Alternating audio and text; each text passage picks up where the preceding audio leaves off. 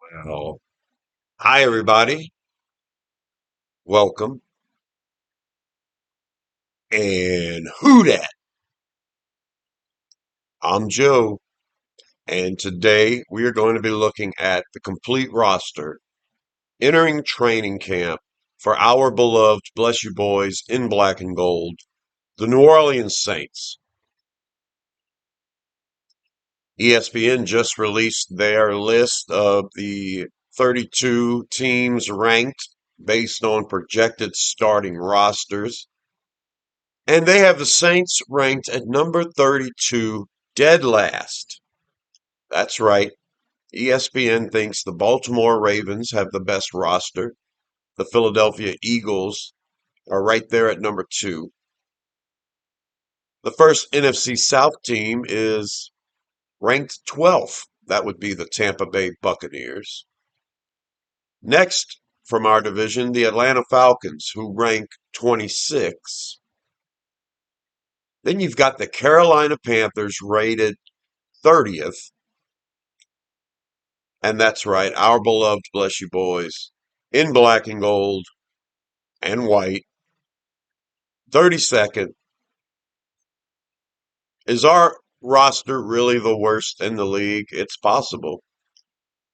ESPN seems to think our strongest position is edge rusher. Yeah. And they point to the quarterback position being probably the main reason we're dead last. There's no wins in the room. So let's look at our complete offense and complete defense as they stand right now, entering day 2 of training camp. We've had some roster shakeups in the last couple of days. Well, let's take a look at what we're working with right now. And, there will be moves made in the future in the coming weeks. But this is how it stands right now. There's that quarterback room with Tyler Shuck, Spencer Rattler, Jake Hayner, and Hunter Deckers. Not a win in the NFL between the four of them. They say the starting competition is between the top three, but we know it's either going to come down to Shuck or Rattler. Most people are leaning towards Shuck because he's the draft pick and chosen player by this coaching staff. But Spencer Rattler is a little ahead in these off-season programs right now, so going into training camp, we'll see what happens. I'm not going to predict a starting lineup just yet. We're just going to look at the complete roster and see how bad we really are. Let's look at running back. Alvin Kamara, Kendre Miller, Clyde Edwards-Helaire, Devin Neal, Velus Jones Jr., Marcus Yarns, Cam Akers. We'll probably keep 4 running backs, and Alvin Kamara and Devin Neal are probably the 2 that are definitely on the roster. Devin Neal being a 6th-round draft pick, looking pretty good, getting a lot of play with the second team and first team. So I think Neal is a shoe-in with Kamara. And then we'll have to see what happens. Which veteran can be better, Edwards-Helaire or Akers? And can Kendre Miller put it all together and stay healthy? Velus Jones Jr. is a good return specialist, so he's got some special teams value. And I believe Marcus Yarns is perfect for the practice squad for this team. At wide receiver, a bunch of players to choose from, and we know the shoe-ins: Chris Olave, Rashid Shaheed, Brandon Cooks. A lot of people think there is a spot on this roster for Cedric Wilson, having played and succeeded in the Kellen Moore offense before. He's 6'2", and he's a really good run blocker. So Cedric Wilson may have a position sealed up, and that would leave either 1 or 2 spots left if we keep 6 wide receivers. I'm looking at Bub Means and Dante Pettis being 5 and 6. Pettis has that return ability. But you've got to keep in mind, Kevin Austin Jr.'s got good size. Looked pretty good in limited play last year for a guy, basically off the street. Donovan Peoples-Jones is a veteran. He seems like he has a lot left. He was pretty good a couple of years ago, so he's in the mix, along with Mason Tipton, Moochie Dixon, and Chris Tyree. Mason Tipton has that special team ability as well, so there may be a spot for him, definitely on the practice squad. At tight end, we've got a couple of players that are on the PUP list right now. Foster Moreau and Taysom Hill, both of them on the pup list right now. So we expect Morrow to come back sooner than later. I thought Morrow could be ready by the beginning of the season, but he is definitely on the pup list right now. And we're going to have to figure out who's going to fill those spots until these injured players come back. I think Jack Stoll has a place when it's all said and done for sure as the run blocker. But Dallin Holker unexpectedly retires. He was getting waived. So he decides to retire instead. So we're looking at Michael Jacobson, Maliki Mataval, Trayton Welsh, Seth Green, these young tight ends, trying to find a spot on an NFL roster. When it's all said and done and Morrow and Hill are back, yeah, that bottom four in the tight end room is probably not gonna make the team. They'll be fighting for a practice squad spot, but I don't think Hill's coming back for the majority of the year. So one of those guys is going to be on the active roster if we decide to keep four. And yeah, I hope Morrow's back before the regular season starts. But if he's not, then two of these guys in the bottom four will be on this active roster potentially. So that's something we're going to have to take a look at throughout preseason between Jacobson and Mataval and Welsh and Green. Who's going to step up and show that they have NFL ability? And finally, the offensive line with tackles Kelvin Banks Jr., Taliese Fuanga, Landon Young, Easton Kilty, the new signee Wesley out of the UFL, I believe. Josiah Ezram, seventh round pick from last year, and then Josh Ball. Those are your tackles. Uh, Easton Kilty's got some buzz right now, but bringing in Wesley to me tells me that we're not quite satisfied with that depth at tackle behind Banks and Fuanga. I think Landon Young's a shoe-in. He played a lot of guard last year too, but he has started at left and right tackle for the Saints, and we re-signed him. So I'm thinking that fourth tackle spot's going to come down to Kilty or Wesley if we keep four. We have a bunch of guards that can play tackle too. Trevor Penning and Dylan Reduns can play tackle as well as guard. We're going to see how good Penning is at guard. He's getting to start at left guard opposite Cesar Ruiz, who's our starting right guard. Nick Saldiveri, who can never stay healthy, is still in the mix. Saldiveri has that ability to play center, so that's something to keep in mind. Kyle Hergo, the undrafted guy from last year, who I really like, who I think is going to show really good in the preseason again, and it becomes a numbers game. Torricelli Simpkins at guard. He can play tackle as well, and Simpkins is a really big dude and has looked pretty good in the offseason for the Saints. At center, we've got Eric McCoy and Will Clapp. We know Clapp can play guard too. I think Will Clapp's got a position on this team. And yeah, if we keep eight, I think the eight's pretty obvious. Banks, Fuanga, Young, Penning, Ruiz, Reduns, McCoy, and Clapp. If we keep nine, one more will fit into the mix, and that depends. It all depends on what we're looking for depth for. If we want another guard tackle, we might see a sneak with Simpkins. If we want a center guard, then Saldivaria Hergel. Hergel played center and guard last year for the Saints in the off season. So there's the worst offensive roster according to ESPN.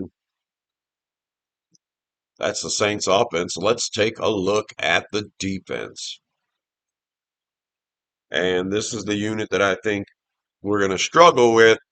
I think we're going to have a good offense. I like Kellen Moore, and I think Kellen Moore is going to get us in the top 16 this year on offense. This defense, though, I worry about. I worry about Brandon Staley. I worry about whether we have enough pieces right now. And let's look at them. At defensive end, we're looking at Brian Bresee, Nathan Shepard, Vernon Broughton, newly signed Bullard, Jonah Williams, Omari Thomas. We bring Bullard in as a good run stopper. And Nathan Shepard was that run stopping defensive tackle, which would be a defensive end in this defense now. He was the guy that was starting ahead of Bresee. Can Bresee be a better run stopper as a starting defensive end in a 3-4 to the point where we don't have to worry about it? Well, bringing in Bullard makes me think we're not quite sure. We're definitely trying to cover our bases here.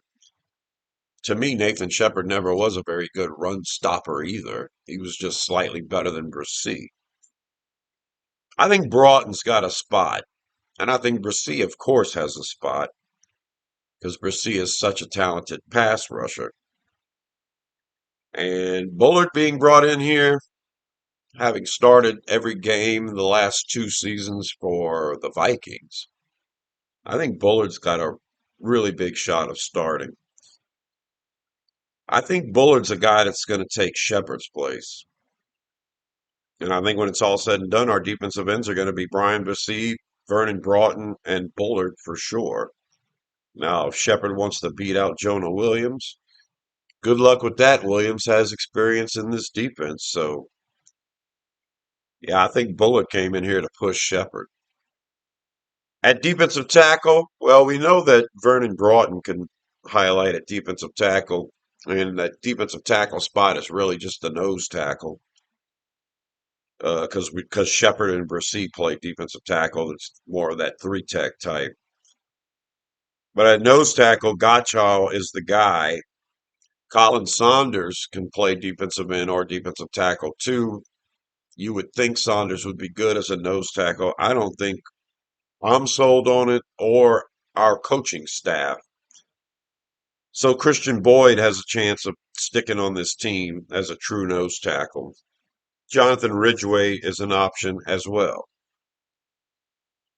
All right, outside linebacker, and that's also could be considered edge rusher. Chase Young, Carl Granderson, Cameron Jordan. Those three are going to make the team. That's why ESPN thinks, oh, that's what they think is the strongest position for the Saints.